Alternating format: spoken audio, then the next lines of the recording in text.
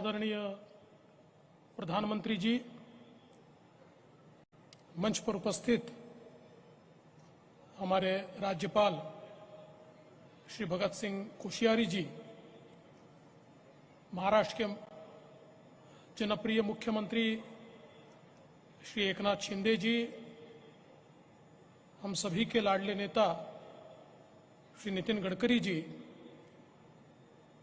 इस कार्यक्रम में विशेष रूप से पधारे हुए आदरणीय डॉक्टर जितेंद्र सिंह जी, मंच पर उपस्थित आईसीए की general president Mrs Vijayalakshmi Saxena ji, हमारे नागपुर विश्वविद्यालय के वाइस चांसलर सुभाष चौधरी जी, यहाँ पर उपस्थित सभी डेलीगेट्स, बहनों और भाइयों,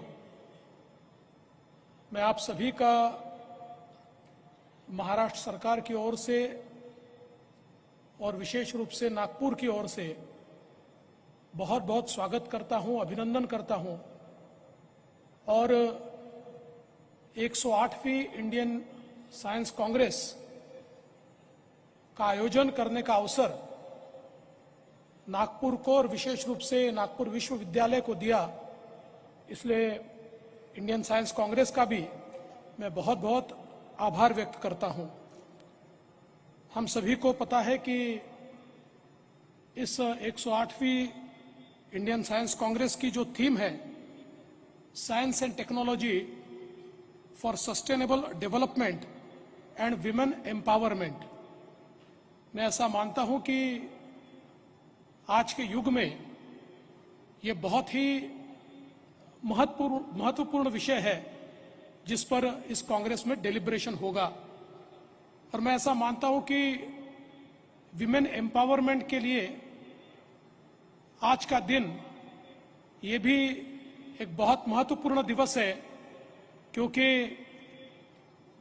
विमेन एम्पावरमेंट की प्रतिमा के रूप में जिनको देखा जाता है, ऐसे क्रांति ज्योति सावित्रीबाई फुले, इनकी आज जन्म जयंती है, मैं उनको भी आज के इस मौके पर नमन करता हूं। हम सभी जानते हैं कि साइंस एंड टेक्नोलॉजी में ये ताकत है कि जिस प्रकार की gender equality sustainable development goals में हम लोग अचीव करना चाहते हैं, 2030 तक जिस जेंडर इक्वालिटी की बात हम लोग करते हैं उस तक पहुंचना है, तो उसका माध्यम ये साइंस एंड टेक्नोलॉजी हो सकता है। और आज जब भारत सहित दुनिया के सारे देश जलवायु परिवर्तन के कारण सस्टेनेबिलिटी की खोज कर रहे हैं, जिस समय मनुष्य के अस्तित्व पर एक संकट है, हमारे कृषि के सामने, हमारे पर्यावरण के सामने एक संकट है, ऐसे समय सस्टेनेबिलिटी ये एक बहुत महत्वपूर्ण विषय है।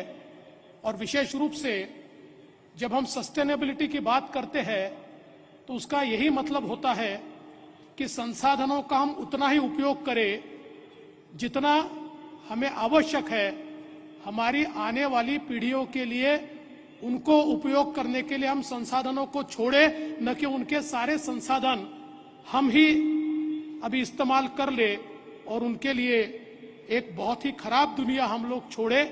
इसलिए भविष्य का विचार करते हुए हम लोग जब संसाधनों के इक्विटेबल डिस्ट्रीब्यूशन की बात करते हैं तो ऐसे समय साइंस एंड टेक्नोलॉजी में ही वो ताकत है कि जिसके कारण हम लोग इसको अचीव कर सकते हैं।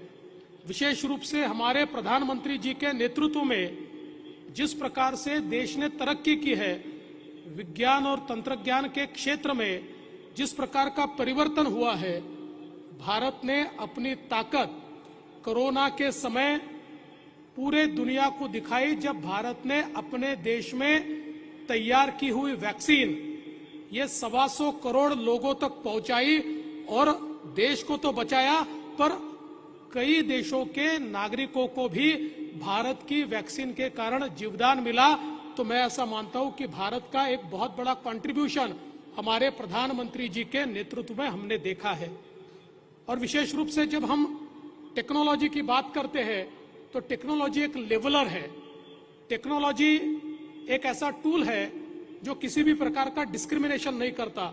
उसको ये नहीं पता होता कि व्यक्ति पुरुष है या स्त्री है, वो अमीर है या गरीब है, वो किस जाति का है, समाज का या धर्म का है। वो एक इस प्रकार की लेवल प्लेइंग फील्ड तैयार करता है जिसके कारण मैं ऐसा मानता हूं कि निश्चित रूप से सभी को अपॉर्चुनिटी मिलती है और इस अपॉर्चुनिटी के कारण सभी को ग्रो होने का, सभी को विकसित होने का एक अवसर मिलता है। मैं आज के इस मौके पर निश्चित रूप से इतना ही कहूंगा, 108वीं इंडियन साइंस कांग्रेस ये यशस्वी तो होगी ही, लेकिन यहां पर जो डेलिब्रेशंस होंगे साइंस एंड टेक्नोलॉजी के फील्ड में और विशेष रूप से उसके आधार पर विमेन एम्पावरमेंट के फील्ड में हम जरूर इसके कारण बहुत बड़ी तरक्की करेंगे। और साथ साथ आने वाले दिनों में विशेष रूप से हमारी जो विमेन पावर है, हमारी जो नारी शक्ति है, इस शक्ति का आविष्कार हमारा समूचा देश देखेगा और उसी के भरोसे हम सब लोग मिलकर तरक्की कर पाएंगे।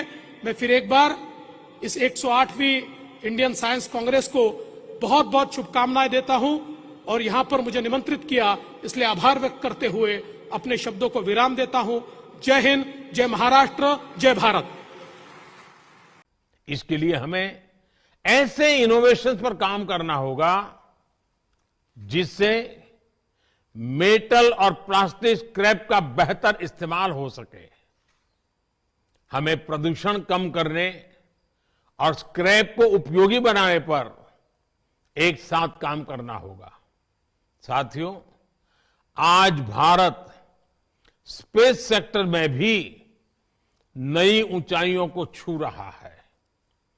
Low cost satellite launch vehicles की वजह से हमारी क्षमता बढ़ेगी और दुनिया हमारी सेवाएं लेने के लिए आगे आएगी।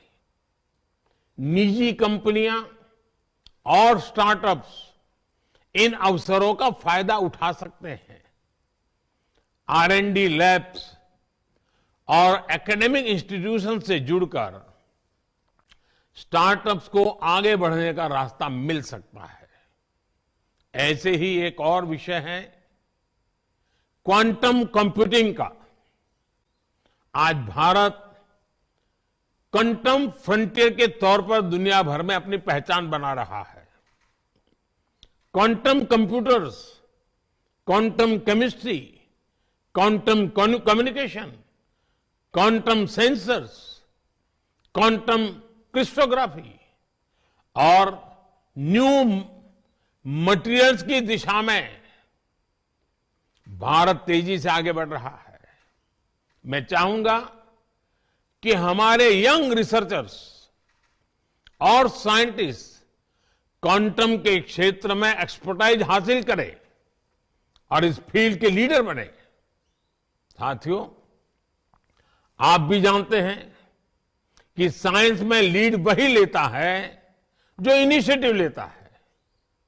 इसलिए दुनिया में क्या चल रहा है हमें ये तो देखना ही है, लेकिन साथ ही जो काम कहीं नहीं हो रहे, जो फ्यूचरिस्टिक आइडियाज हैं, उन पर भी फोकस करना है। आज दुनिया में AI, AR और VR की बात हो रही है। हमें उन विषयों को अपनी प्रायोरिटीज में शामिल रखना होगा। सेमीकंडक्टर चिप्स की दिशा में देश कई बड़े कदम उठा रहा है। समय के साथ सेमीकंडक्टर चिप्स में भी नए इनोवेशंस की जरूरत होगी। क्यों न हम देश के सेमीकंडक्टर पुश को अभी से फ्यूचर रेडी बनाने की दिशा में सोचे। देश इन एरियाज में इनिशिएटिव लेगा, तभी हम इंडस्ट्री 4.0 का नेतृत्व देने में सक्षम होंगे। साथियों, मुझे विश्वास है इंडियन साइंस कांग्रेस के इस अधिवेशन में विभिन्न रचनात्मक बिंदुओं पर भविष्य का स्पष्ट रोडमैप तैयार होगा। अमृतकाल में हमें भारत को मॉडर्न साइंस की सबसे एडवांस लेबोरेटरी बनाना है। इसी कामना के साथ आप सभी का बहुत बहुत धन्यवाद और इस समिट के लिए मेरी अनेक अनेक शुभकामनाएं।